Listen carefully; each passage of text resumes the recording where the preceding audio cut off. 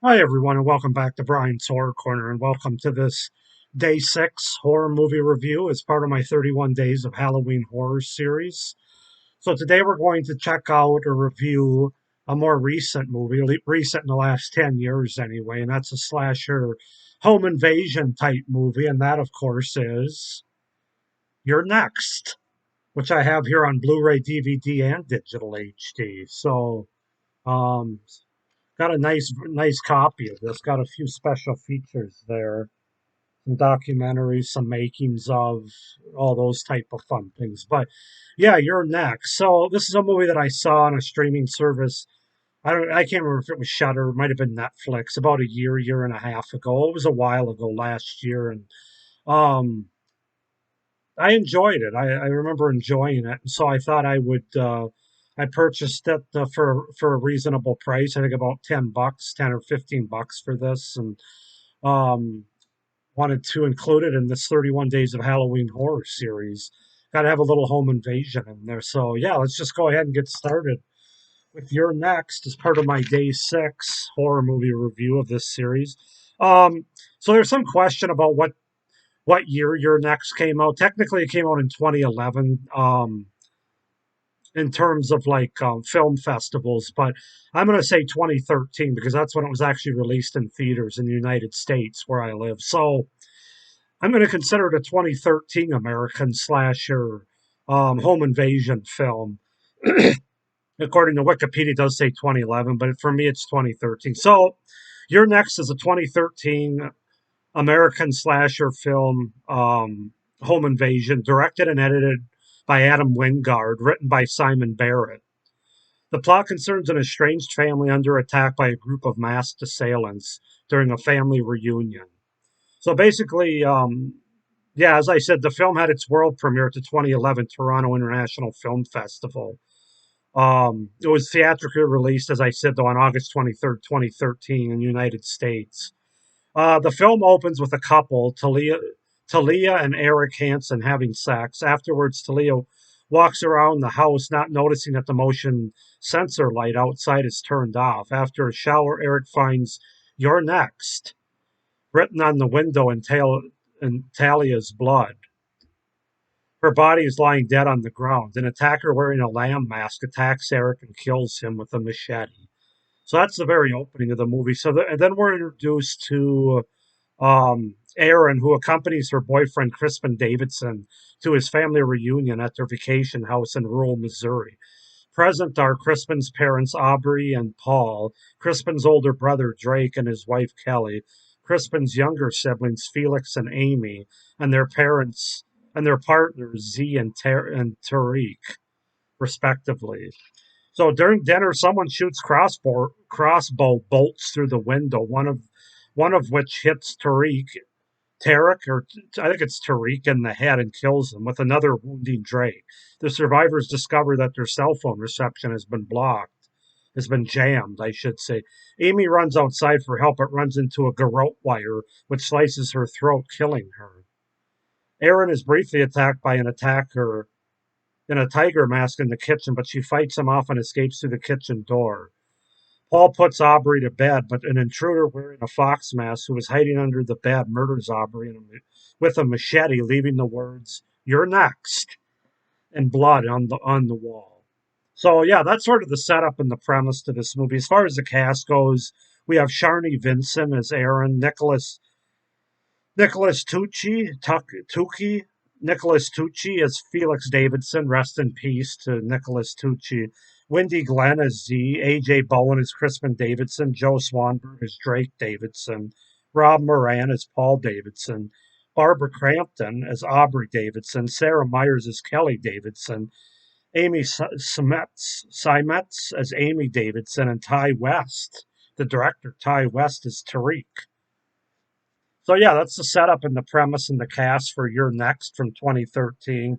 Um, I really love this movie. It's just an enjoyable, entertaining watch, and I'm going to get into about 15 pros here, things that I really like about this movie as to why. But yeah, overall, it's just a very fun and entertaining watch. So let's just go ahead and get into it, starting with what I like, the pros. First of all, I really like that great opening that I was discussing. Um, It really lets the viewer know right away what this movie's going to be, and I thought it was a very effective opening before we actually meet our main characters or the family of the movie. It's just engaging from the jump of this movie, and I really like that. I like when movies can do that, but then not lose steam along the way. This movie has a great setting that has to be talked about with the large house in a secluded area, made for a very isolating and effective stage for the story and for the horror that's ultimately told here in the story. It has lots of room to play with the setting that it uses in this movie. Um, it has a very it's a very relatable family in terms of the squabbles and the differences that they have. And having those things also makes for a more sort of dramatic and just engaging watch, as opposed to some sort of mythological family that gets along and is lovey dovey or anything like that. All coming together is sort of an awkward reunion that this family does. Most people can relate to that, so it's set in the state in a very realistic way. It sets the state in a very realistic way for this story. Um, I also have to talk about it. It has a really enjoyable, and I know this has kind of been a point of contention with people, but I really enjoy the synthesized musical cues and score that's used in this movie. I don't know, it just worked for me. It's the kind of synthesizing score that both builds tensions and relaxes tensions, if that makes sense.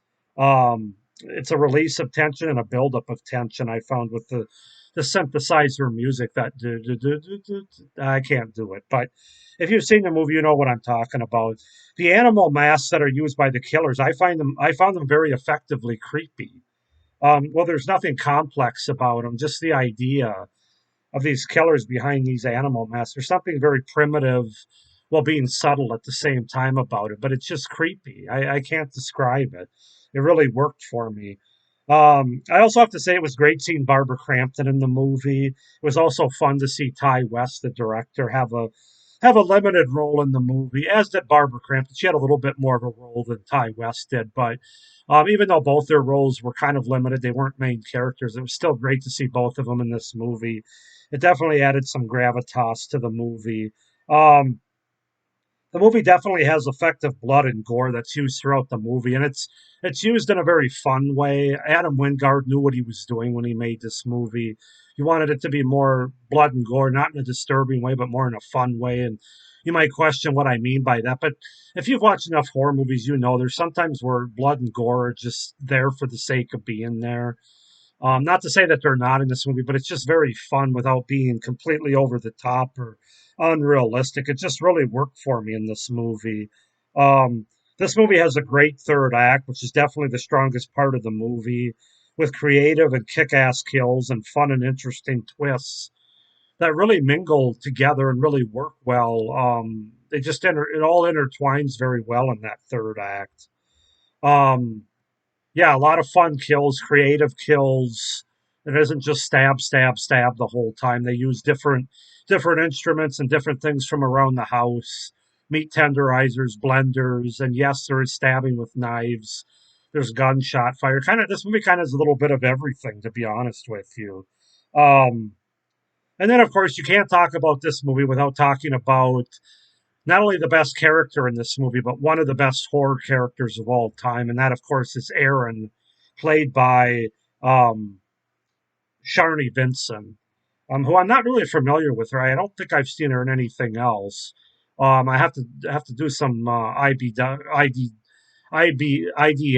if I can some Wikipedia searches on her to see what else she's been in. But man, she really killed it in this movie, literally and figuratively. In my opinion, one of the best, most kick-ass protagonists in any horror movie, and that's male or female. I'm not just going to say it's easy to say final girls. Yes, she is one of the best final girls, but I almost think that's cutting her short in a way too, because I would say she's one of the best horror characters, one of the best horror protagonists that I've ever seen in a horror movie, frankly.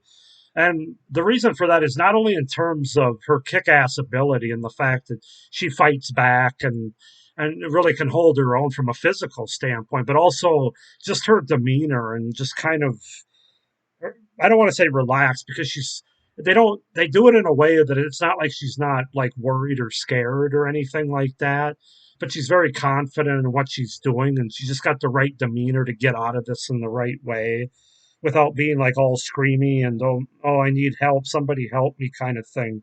Like you tend to get even with some final girls that are pretty good in a lot of slasher movies. Um, so yeah, her decision making was pretty solid. I can't really think of a time where I didn't think there is some questionable decision making in this movie, but not by that character, in my opinion. But just her overall demeanor in a chaotic situation was really nice and refreshing to see. But the biggest reason that I love Erin in this movie, and I probably most people do that have seen a fair amount of slasher movies, is the fact that when she goes to kill somebody, she sets her traps and stuff. She's very smart, very, like I said, a strong demeanor, strong character overall. But when she goes to kill somebody, she doesn't just stab them once and then fall in the corner and start crying that she had to be confronted with such a thing, like you get with a lot of final girls.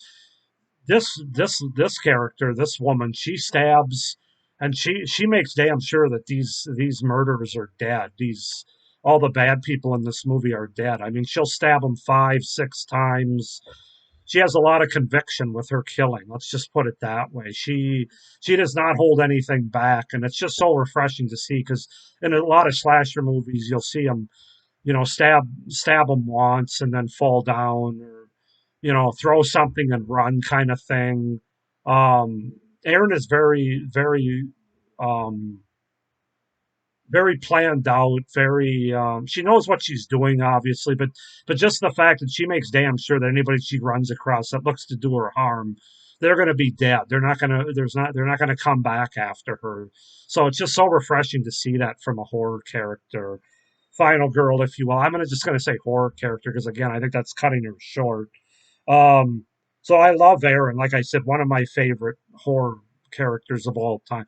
One of the great horror good guys of all time, protagonists. And then finally, overall, I just have to reiterate, it's just such a fun time.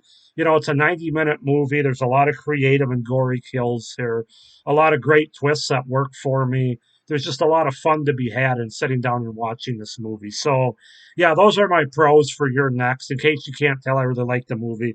As far as cons go, there are a few that I found. Some of the characters, aside from Aaron, of course, and maybe a couple others like Felix, who's played by the late great Nicholas Tucci. Um, uh, yeah, those two, I would say.